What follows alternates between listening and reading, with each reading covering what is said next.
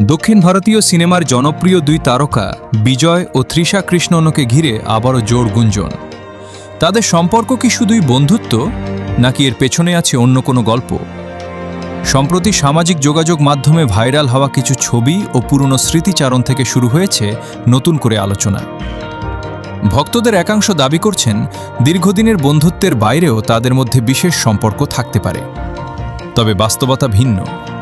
এখন পর্যন্ত বিজয় বা তৃষা কেউই এই ধরনের কোনো সম্পর্কের কথা প্রকাশ্যে স্বীকার করেননি, বরং তারা সবসময় নিজেদেরকে ভালো সহকর্মী ও বন্ধু হিসেবেই পরিচয় দিয়েছেন।